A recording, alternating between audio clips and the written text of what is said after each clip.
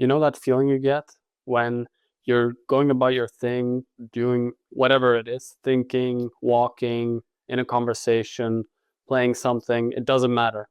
And then all of a sudden, something pops into your mind, something out of nowhere, something surprising, something that says that it's important. It's like you need to listen to it. It's a thought that stems from somewhere else, not from whatever is currently going on in your mind.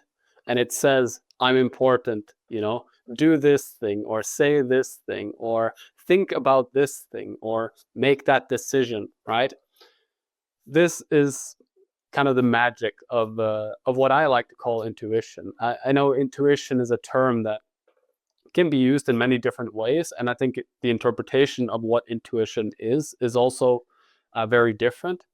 I'd like to share my view of intuition, and I think it's an interesting one. And I think intuition is something that it seems like we've forgotten that intuition even exists, and the importance of it, and how magical it can seem, right? I mean, you are doing anything at all, and then all of a sudden, out of nowhere, something completely different pops into your mind, right? And I'm not talking about these, impulsive thoughts or some kind of urge that you have or something hyper random. I'm talking about something that feels like it comes from somewhere else, somewhere deep. It feels like it comes from you in a good way, but it surprises your thinking. It surprises your mind. It can be just a flash, right? You're in a train of thought and you're thinking about something, and then boom, quick, something different, something surprising, unique came up, and then you just go straight back to your normal thinking, right? You don't mind it. You just pass by it.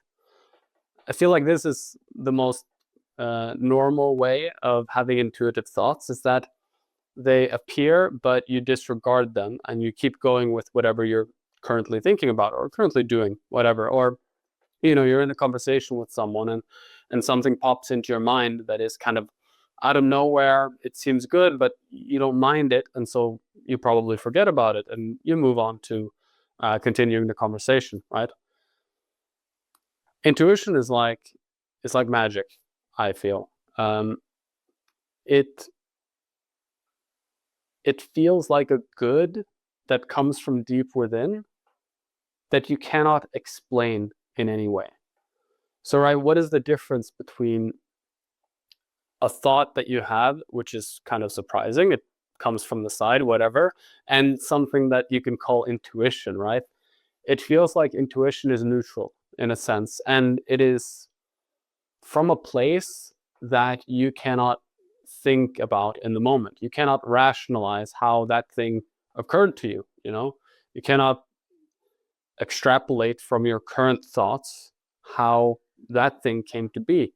You might not be very aware of where you came from in the first place, right? It just appears to you out of nowhere almost, right?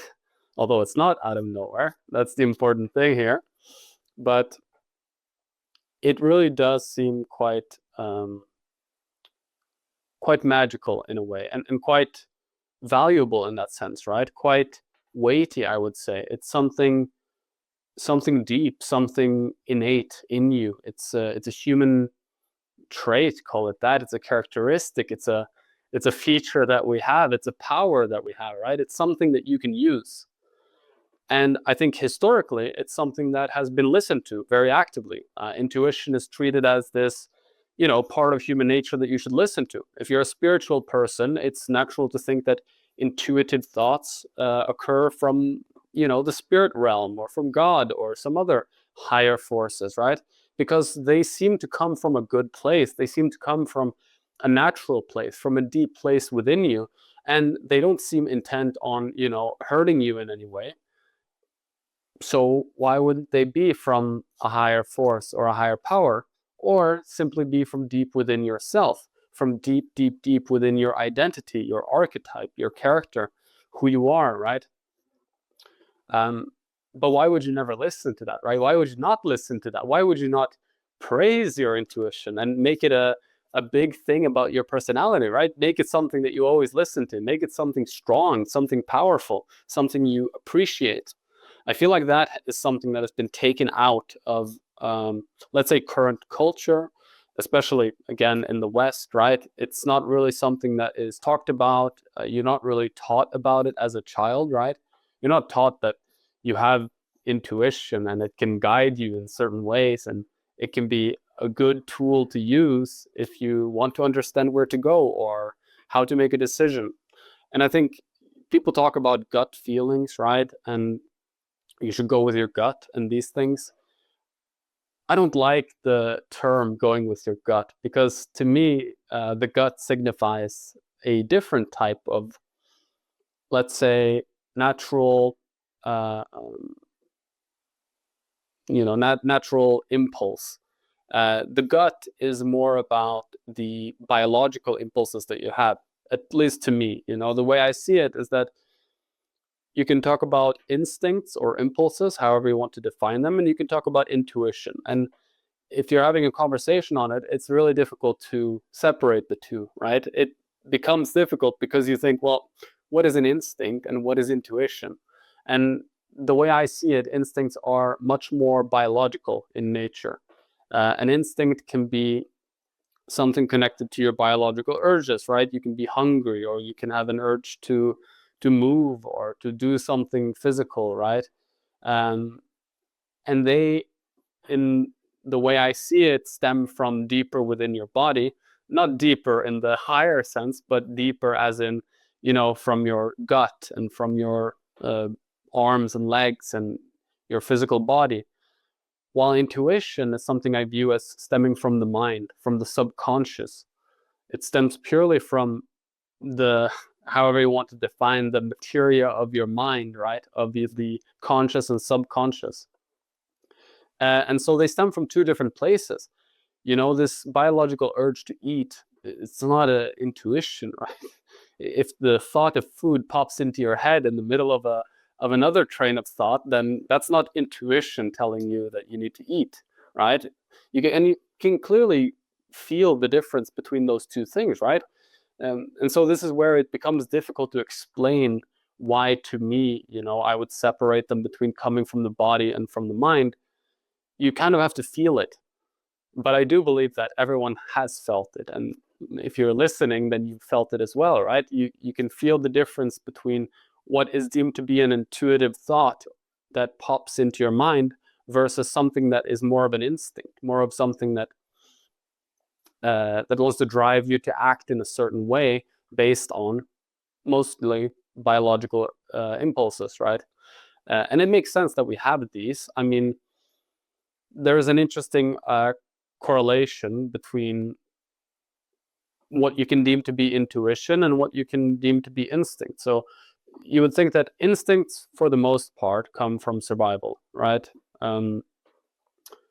Your body needs to survive, so it will tell you when it needs to survive. And if you spend a lot of time in your mind, right, like we do nowadays, we have so much knowledge and complexity in our mind, right, that we spend most of our time up there, not just living in the present without much thinking. And in this state, it makes sense that your body has to tell you, hey, go eat. Like, you need to eat. You need to always be tapped in to the centers of your body in order to know what you need to do in order to survive. That makes sense, right? But when you are, if you're walking by yourself and you have a feeling of being watched, or you have a feeling of someone following you, or you have this feeling that you get to a new area and it feels off. It looks shady. You can't describe why it looks shady, but it looks shady. Or when you see someone's face, and you have these associations with the face, whether you deem that to be a kind face or a sly face or something else, right? You have all these intuitive ideas, right? I mean, they feel intuitive, I would say. If all of a sudden it feels like you're being watched, it feels like an intuitive thought. But they are at an interesting, interplay between biological urge and what I would call the intuition that stems purely from the mind. Um, because it's so much more complex than wanting to eat, right? Um, but if we look at those examples, right, where you have these feelings, these intuitive feelings that something is off, right? It could also be in a social situation. You you see some conversation, or you see some people, and they, I don't know, something looks off about them. You can feel maybe tension between them, or an awkwardness, or you can feel that the vibe is off in a room, right?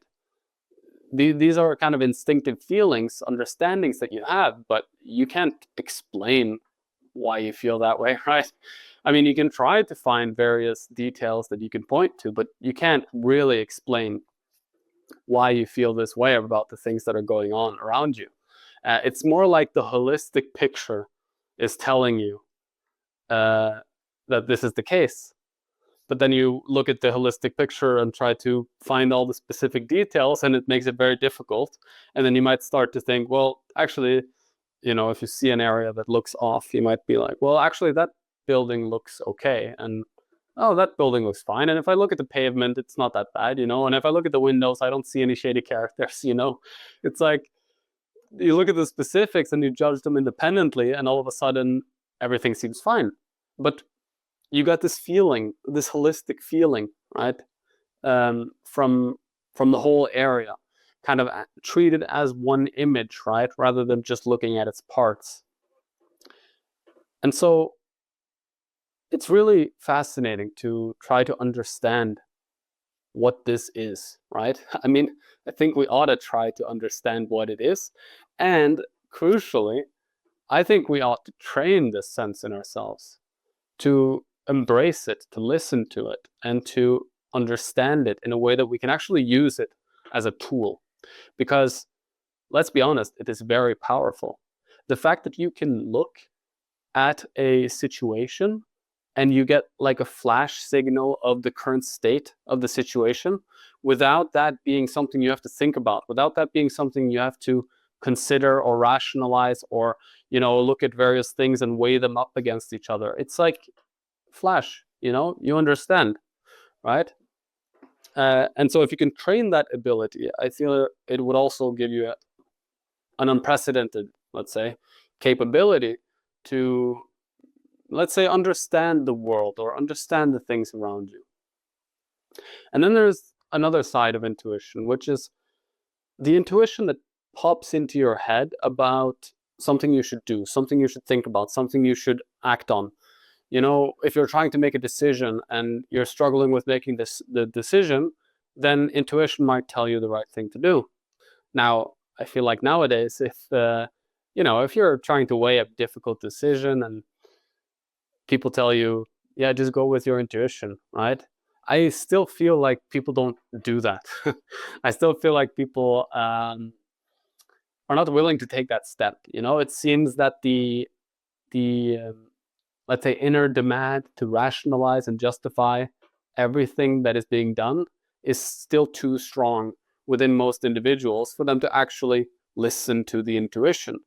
And I think one of the reasons is also that people don't even know what their real intuition is anymore. Like, people don't know what their intuition is. They don't know what the intuition is telling them because they've never listened to it, right?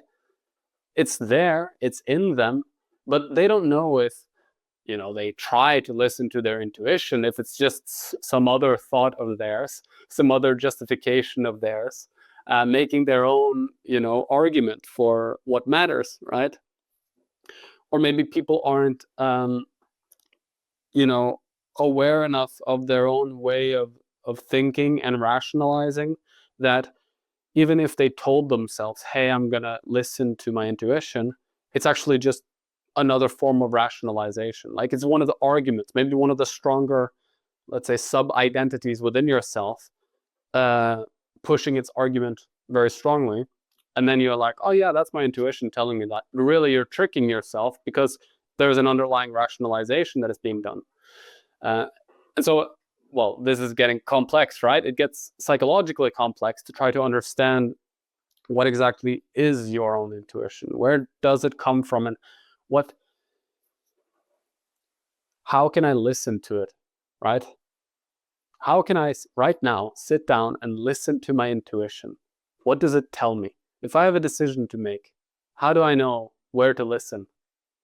That is difficult, right? And I also don't think that comes uh, just for free nowadays. I think intuition is something that needs to be trained. I think it's something you're born with, it's innate in you. But if you never listen to it, you don't know what it is. And so you don't know where to listen. And you also don't really understand it, right?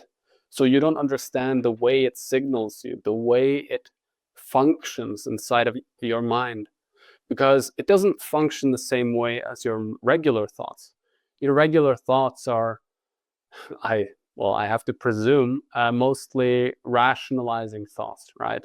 They're trying to rationalize ideas or rationalize, how ideas connect to each other, or it might be difficult to even find your inner voice, right? The inner intuition in you. What does it sound like? How are you supposed to understand it if you never listen to it, right?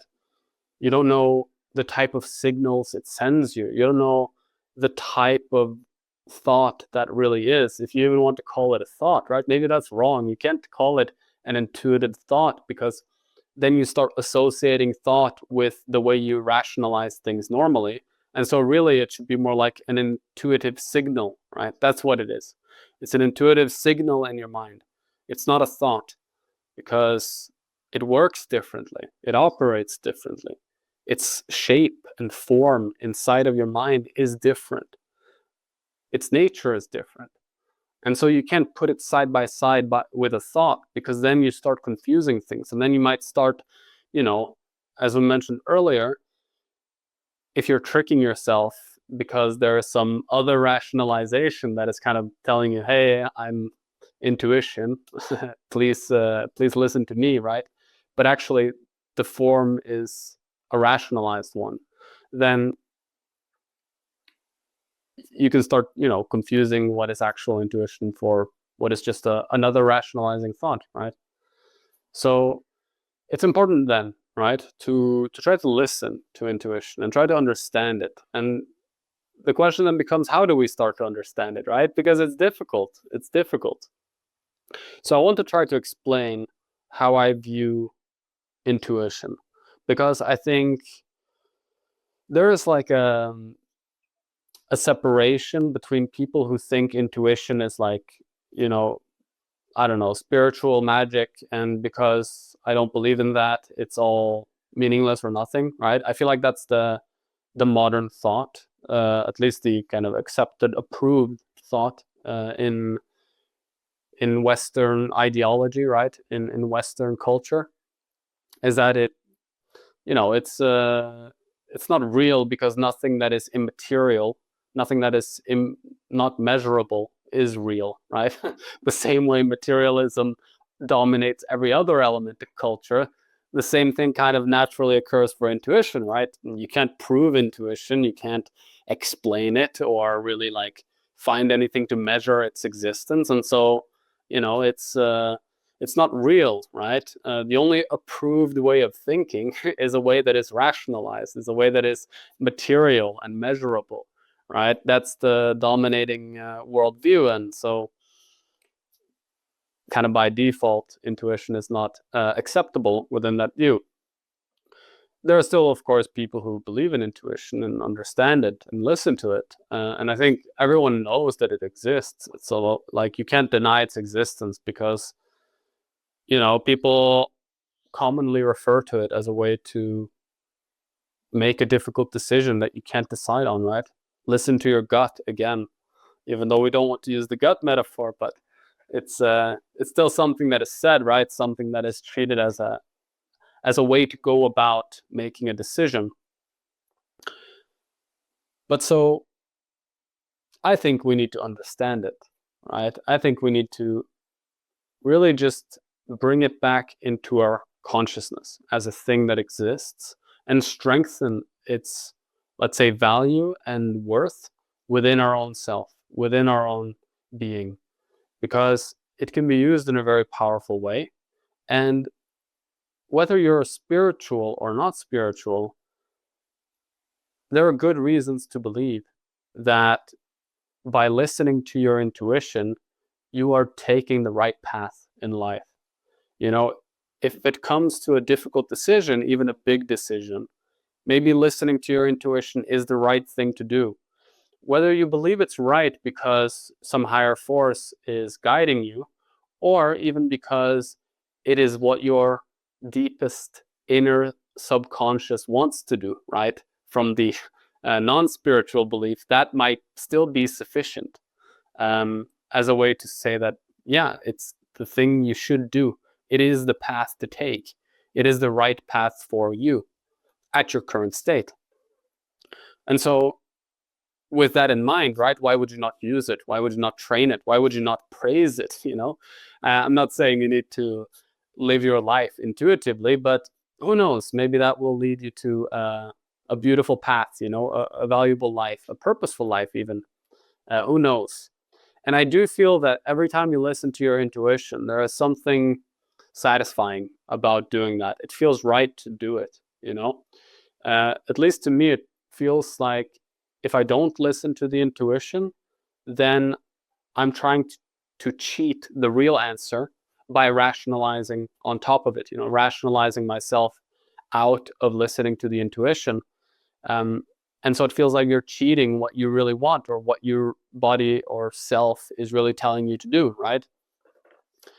And that might be for many reasons. One would be maybe it's the hard thing to do, right? Maybe the lazy way out is what you're rationalizing for yourself because your intuition is telling you to do the hard thing.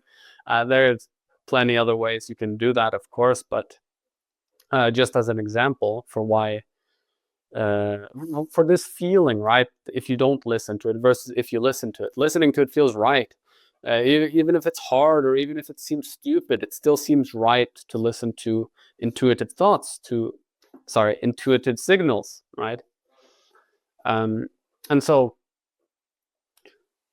we need to start doing that, I think. And I think it will help you, it will help your life, it'll help your mind, it'll help you understand yourself, and it'll give you something that you might not have had earlier in life, and that you find a lot of self-satisfaction and a lot of purpose and meaning in, even.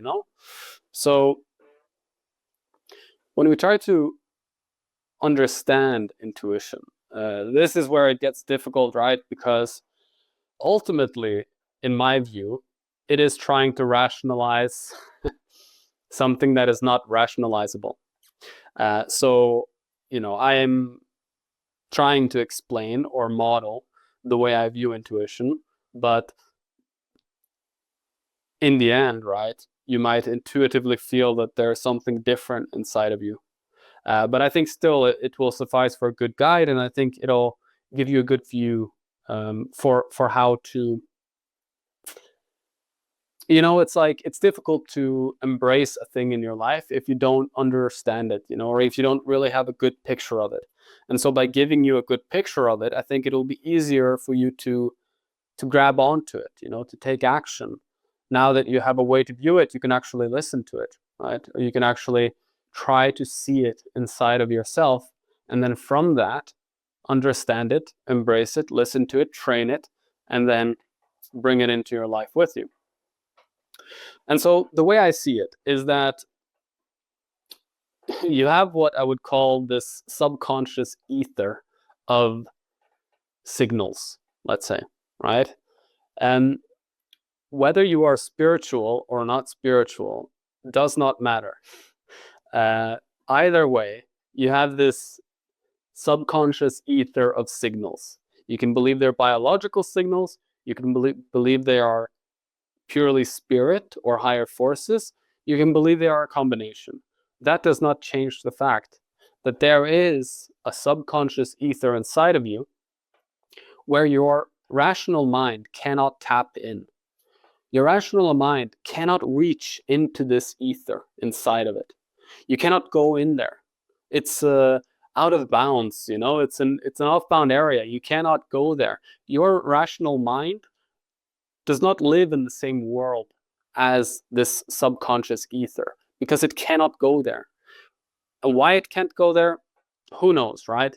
But I think a good model, which I don't know, to me it's a reasonable model. It's that of a fusion core. So if you imagine a fusion core, or like, a star, basically, with a machinery around it, right? The machinery is like your conscious mind, like your rational mind. It's your thinking patterns. It's machines, it's logic, it's trying to make sense of everything. Everything is constructed in a certain way. Everything has its patterns that can be replicated, and you can build all these things out of it, right? And you can build up ideas in your head, and they're complex chains of rational thought. Of course, they can be irrational as well. I'm just saying that they are of the form of your thinking, right? Of the common human thinking, you might say. So that's like machinery. But then inside, deep inside, you have a fusion core, or a star, however you want to view it, right? Same thing. The machinery can't go into the core itself, right? The machines don't work there. The machines can't build inside the core and try to understand the core from the inside. That's just not possible. That's just not physically possible. It doesn't work that way. The machinery does not exist in the same world as inside a fusion core, because even if it was inside the fusion core itself, it wouldn't be able to do anything. There's nothing there for it. It cannot exist in there, right? And therefore it cannot do its machinery in there. It cannot use its machinery to form things inside the core itself. It can never go inside. The only thing it can do is build machinery around the core, and then try to read what the core is giving off, right? Try to read the output of the core itself. So it can create signaling devices, or sensors that can read the energy output, right? Or read the temperature coming out, or read some kind of radioactive signals coming out, right? You can read those things, and then maybe you can also use it, right? So a fusion core, you would read the energy output, and you would be able to use the energy to build your machinery. Okay, so you can read all the output signals, but you can't actually go inside the core itself. And it's the exact same principle with the subconscious ether of signals that intuition stems from. So your logical mind, your thinking mind, can't go inside the ether itself. It's a soup of signals that mean nothing to the rational mind, and yet they have value. Yet they produce outputs. It probably fuels your entire identity, but you just don't know it, right?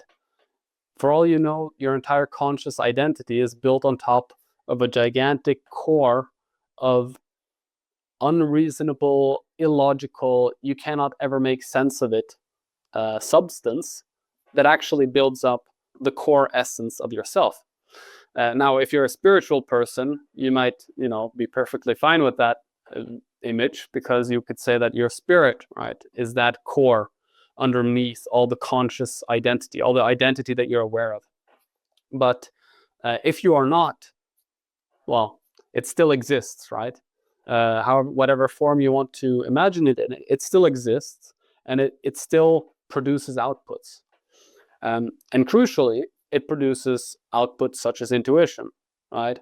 So the way I view it, intuition, when you have intuitive signals pop into your mind, it is an output from this soup, this ether of signals inside your mind, deep inside of yourself, that you cannot reason about. You don't know where it comes from. You don't know its justifications. It probably doesn't justify the same way you think, but the outputs do matter, and the outputs tell you something. And so, just as with the fusion core, you want to read the output signals and use them, you should do the same for the intuitive signals, right? You can try to understand the ether by reading the signals. So if you start listening to the intuitive signals that pop into your mind, then you can start to form an understanding of what it actually does, what it actually is, how it works, and what it results in. Do a classic experiment. Start listening to your intuitive signals for a bit and see what it does, right? You can write an intuitive signal journal if you want, and you can note down every time you listened to an intuitive signal, made a decision based off of it, or took an action, or it drove you to, I don't know, get out of your chair and go somewhere because that felt right in the moment, right? And you can, try to see the results that it gives, right? Try to see what it does to you. Maybe try to see how it changes your internal state of mind as well. And so it's really important then to, look at these, look at this model. I like the model. I think it's a good way of viewing intuition. It works in both ways. It works in the spiritual sense, and it works in the, materialist sense, because the truth is that it's there. Even your science will tell you there's a subconscious, and you cannot understand it. So it's there, whether you believe it's purely biological impulses, or if you believe it's, spiritual in nature, or some other higher force. So either way, this gives you a way to view what you should actually listen to. I mean, start listening to the outputs. It makes sense from a logical point of view. It makes sense to listen to them, to try to understand them and see what they yield. Now, there's another important thing about intuition, which is that not everything is intuition. And it's important to distinguish between true intuition and false intuition. If you want to go about listening and understanding your intuition, you need to be able to separate what is actually your intuition and what is a false signal. Let's call it that. Now, I do believe that if you really listen to the signal that pops into your mind and you see that it is emotionally neutral, it comes from a random or deep place within you, it doesn't connect to the other thoughts that you had in your mind at the time, or maybe even to your current state of mind, or you cannot rationalize it in any way, right? To me, that will yield an intuitive signal. And I think in general, if that is the nature of the signal that pops into your mind, you might be able to treat it as intuition. But there are signals that can appear similar, but are not actual intuition. And this is something that everyone has to figure out for themselves. Now, I think it's easier to understand this by giving an example. So, if you have a personality type that, let's say you always thought people judged you, you thought everyone's out to get me. You're that kind of person, and you grew up being that kind of person, right? So for your whole life, that has been something that has been embedded in you. You think people are out to get you. And so if you then, as that type of person, meet someone else, or you see someone, I don't know, randomly in the street or in a social setting, and you have like a signal that pops into your head that says, that person doesn't like me. In that case, right, it is easy to see that this person could be tricking themselves. Now, is it because they've changed their intuition? Maybe, right? But the way I see it, it is more because there are deeper layers of their rationalized identity, of their conscious mind, that is giving them these signals. Yet the person who is, in this situation might not be aware that those signals are coming from deeper layers of their personality rather than from the actual intuitive self.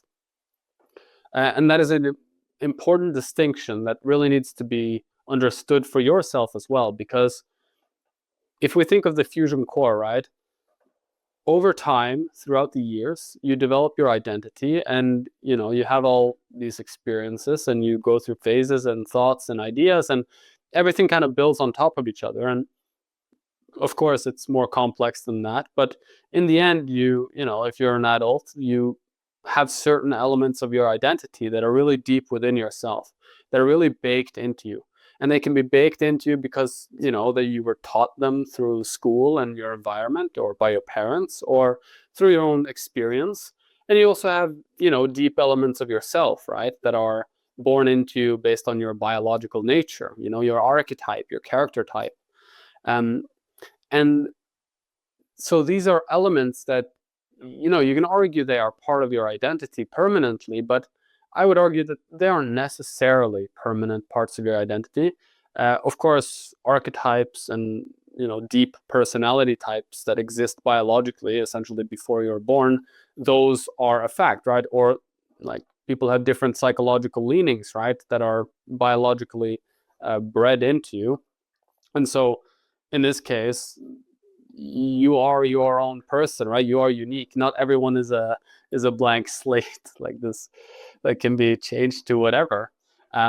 But there definitely are certain things that you do in your life that directly lead to your identity, which are changeable, right? Like your school could have taught you that, you are this type of person, but it might not be true, innately true, It's more like a trained element of your identity that has built up and been part of you for so long that it's very strong and very deep. And so at this point, you might not even be aware that this element of your identity is a trained element, not a baked in element, not part of the real you. And hence the signals from that don't necessarily correspond to the signals that come from the subconscious ether of yourself, right? So that's the important distinction, is that your real self exists inside the subconscious ether, and the real intuitive signals will align with that, right? But the signals that come from a trained identity element that doesn't align with your real self, well, those signals might go completely counter to what the real intuition would want you to do, right? And so if you're mistaking these signals for the real intuition, then you run a fear of continuing down the path of an identity that was trained into you and does not align with your real self. And so this is a very important distinction to make, and you got to be careful when you're reading these signals that pop into your mind, that you don't get fooled into thinking they are intuition, when in reality they are trained results, right? They're just deeper rationalizations that you might have lived with for a very long time, and they might feel like they're really part of you, but realistically they were trained into you, they were taught to you, and they could be changed. And that is extremely important when they do not actually correspond to your real self. So not to make it an even harder task, but the first step to really finding your intuition would be to find your real self, right? Now, you don't have to do that first, but it does help, right? Because if you do understand who your real self are, then you do also understand on a deeper level whether the signals align with that being or not. And that will help you judge the signals that occur to you. But still, everything else I've said applies, right? You can still focus mostly on trying to understand whether the signals that pop into your mind, that kind of bubble into your consciousness from deep within, whether those are intuition or not.